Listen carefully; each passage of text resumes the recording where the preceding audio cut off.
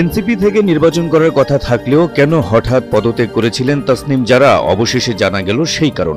মঙ্গলবার নাগরিক প্ল্যাটফর্ম আয়োজিত এক সংলাপে বিষয়টি স্পষ্ট করেছেন তাসনিম জারা নিজেই। তিনি বলেন, পুরনো রাজনৈতিক কাঠামোর পরিবর্তনের আকাঙ্ক্ষা থেকেই এনসিপি থেকে সরে স্বতন্ত্র প্রার্থী হিসেবে নির্বাচন করছেন।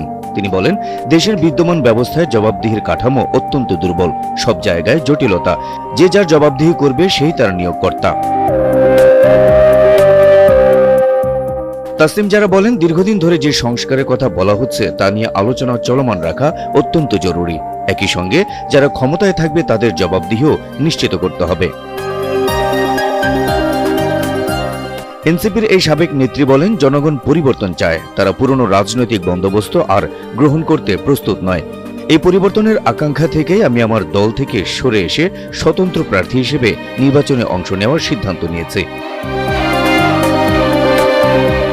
ত্রয়োদশ জাতীয় সংসদ নির্বাচনে জাতীয় নাগরিক পার্টি এনসিপির হয়ে ঢাকার ৯ আসনে প্রতিদ্বন্দ্বিতার কথা ছিল দলটির নেত্রী তাসনিম জারার। তবে গত ২৭ ডিসেম্বর তিনি স্বতন্ত্র প্রার্থী হিসেবে নির্বাচন করার ঘোষণা দেন।